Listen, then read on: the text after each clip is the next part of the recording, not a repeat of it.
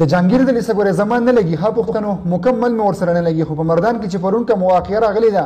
په هغه باندې جهانګیر خپل خبره کړې ده چونکې زه به هم یو استایي پیغام ورکوم او د جهانګیر دا پیغام به خام اورو یعنی جهانګیر به دې وخت کې خط کړی دی یقین وکړئ خط یې کړی دی چونکې زموږ د دې خلکو سره نه لګي ولي چې دې خلکو زموږ پښتون مدام بدرنګ شو کړی دی خو چېرته کې چې د حق خبره کوي هلته کې به بیا موږ سپورټ کوو چېرته کې چې دا خلک زموږ د پیدې خبره کوي هلته کې به بیا په هغه خبره کې سره موږ ملاتړي کوو ټیک شوله جهانګیر دلته کې خط کړی دی یقین وکړئ ټولو پښتنو له یو پیغام ورکړی دی نو ویډیو مکمل وګورئ او مخکې هم ټولو مسلمانانو سره شیر کړئ راځئ ځو د جهانګیر صاحب له بېګا چې کوم واقعه راغلی په مردان کې هغه باره کې څه ویلي دي بیا خپلې خبرې کوو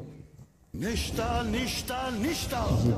د نبی علیہ السلام نه پس بل نبی دنیا ته راتلونکی نشتا د پیغمبرانو سلسله ختمه شوې ده او د نبوت دروازه په محمد صلی الله علیه وسلم باندې بنده شوې ده ولې د نبوت دعوی کوي ولې ځان په خپله جهنم ته غورځوئ ځکه حکومت ته وایم چې د دې فتنې نه دې سنګ وکړي او په خپل نبي دې ننګ وکړي ګنې هر ځای چې د نبوت دعویدار جوړېږي هلته به یو نوی خالق پیدا کېږي ځکه که مسلمان هر څومره ګناهګار خو په الله او پر رسول الله باندې قربان وي ځکه خو رحمان بابا وایي چې نبوت په محمد باندې تمام شو نشته پس د محمد نه انبیا اوس ټول په شریکه ووایئ درود شریف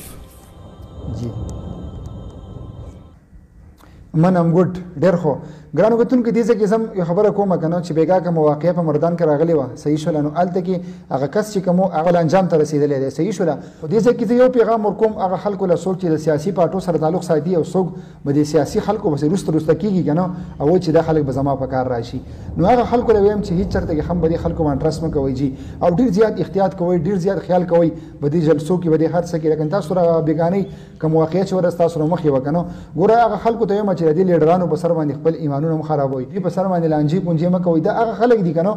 کم خلک چې د وټونو نه مخکې تاسو استعمالوي تاسو یې اسکئ یعنې ستاسو په سر باندې ځان نه وټالي خو چې کله دا خلک بیا کرسۍ ته ورسي او دا خلک کله بیا خپل مقام ته ورسي نو بیا دې خلکو ته موږ یاد نه یو چې بیا دې خلکو بیا دا خلک څوک په تندر هم نه ولي چې دا لا په ما پسې وروسته و دا زما سپورټ کا او صحیح شوله دا خلک بیا د چا پروا نه کوي نو ډېر زیات احتیاط کوئ د سیاسي خلکو دپاره خپل ایمانونه هم مه خرابوئ او د سیاسي خلکو په سر باندې لانجې پونجې هم مه کوئ د ویډیو کتلو ډېره زیاته مننه بس دغه یو دعا به کوو الله پاک دې رحم وکړي او الله پاک دې زموږ هغه جهان ښایسته کړي او په دې دنیا کې د الله پاک د خیر ښېګړې کارونه وایي ډېره زیاته مننه چې چېرته اوسئ الله مو هات ساته ویډیو ورسره مخکې ضرور ټولو پښتنو سره